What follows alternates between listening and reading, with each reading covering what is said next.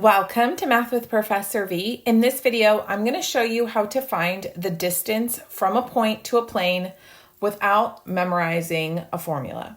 Now, you can absolutely memorize the common formula that's given in most textbooks if you want to, but if you understand scalar projections, you don't need to. And the best part is that this same idea extends to other Calculus 3 topics, like the distance between parallel planes and even skew lines. So let's jump in and see how it works.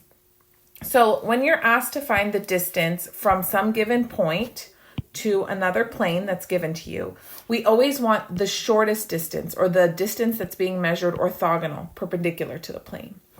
So the idea is the first thing you need to do is connect that point that's given P to some point that's on the plane Q. We're going to find Q on our own. I'll show you exactly how to do that when we work through a couple examples in a second. You're going to connect them and you make vector QP. Okay, you could also make vector PQ. It really doesn't matter. I'll show you why in a minute. Next thing is you need to figure out what n is, the normal vector to the plane. That's usually pretty straightforward because you're given the equation of the plane, so you just have to look at the coefficients of x, y, and z. And then here's the great part. The distance d is the absolute value of the scalar projection of which vector? The vector QP along n. Let me explain why. So when you connect some point on the plane to the point P, right, we don't know necessarily that the way we connected it was in a way that's orthogonal to the plane. In fact, most likely it isn't, right? So if we take the magnitude of this vector, that's not going to give us the distance that we're looking for. It's probably too long. So what do we want to do? We want to straighten up that vector. We want to move it so that it's pointing in the direction that is normal to the plane. So that sounds like a projection.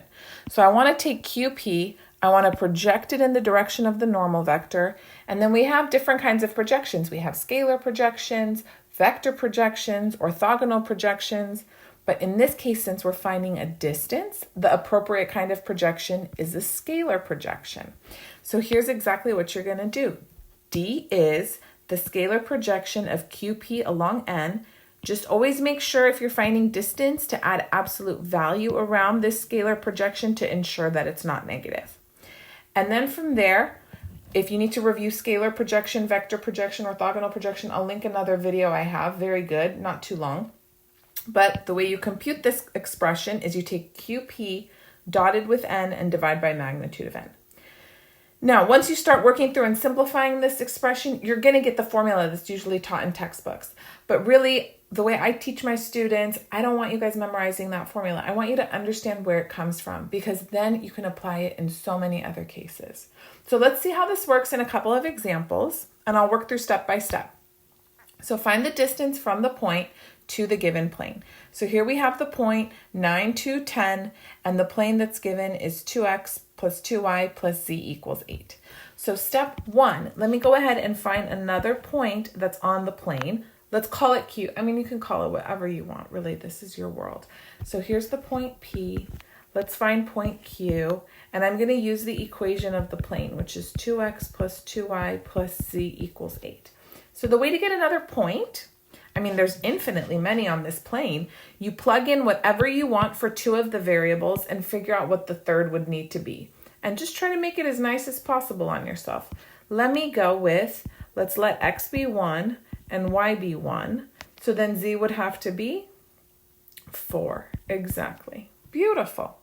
Okay, so now we're going to connect them, and let's make the vector QP. Remember, point P has coordinates 9, 2, 10. So from Q to P, we would get the vector 8, 1, 6. Good?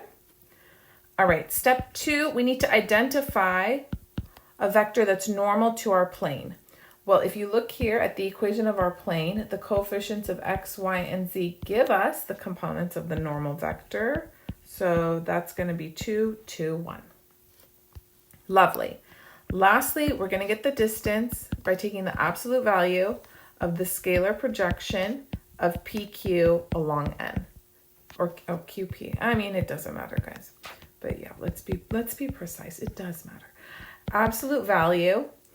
So we're going to dot those two vectors, 8, 1, 6, dotted with n is 2, 2, 1 over magnitude n, so square root of 2 squared plus 2 squared plus 1 squared. Good? Okay, everybody's positive, so I don't need to keep writing absolute value. Then we're going to take that dot product. So it's going to be 8 times 2, which is 16, plus 1 times 2, plus 6 times 1, over square root of, 9. So what is this? 16 plus 8, 24, over 3, which is 8. Boom. We're done. Beautiful job. Okay, one more. Why don't you guys pause the video, try it on your own, and then hit play and see if you got it right. Okay, so this is the point P. Let's call it negative 6, 3, 5. And I need some other point that's on the plane, Q. I mean, plug in whatever you want. The plane's equation is x minus 2y minus 4z equals 8. The beautiful thing is if you pick a different point than me, you're still going to get the right answer if you follow the process correctly. That's why I love math so much. Okay, if x is 0, y is 0, z is going to be negative 2. So let's go ahead, let's make our vector QP. So that'll have components, let's see, negative 6, positive 3, positive 7. Good? Okay, now let's identify the normal vector. Again, you're just going to have to look at what the coefficients of x, y, and z are from the equation of the plane, which is 1, negative 2, and negative 4. Okay, perfect. So step 3, put it all together. The distance is going to be the absolute value of the scalar projection of QP along n. So that's going to be absolute value. Take QP, so negative 6, 3, 7, dot it with n, 1, negative 2, negative 4, and then divide that by the magnitude of n. So that would be square root 1 squared plus negative 2 squared is 4, negative 4 squared is 16. Okay, so what do we have? Up top, let's take that dot product, negative 6 times 1 plus 3 times negative 2 plus 7 times negative 4 over square root, that's going to be 21. Oh, see, we needed the absolute value this time in the numerator. Negative 12 minus 28, that's negative 40, and then we'll take absolute value. So that's 40, 40 over the square root of 21. And we are done. Make sure you box it with pride. Did you get it right? Before you go, if you're looking for more math help, make sure to check out my website, professorvmath.com. Right now, you'll find my Complete Calculus 1 course, Complete Calculus 2 course, and then I have a Calculus 1 and 2 bundle. The courses come with guided notes, practice materials, exam prep resources, study guides, so much more.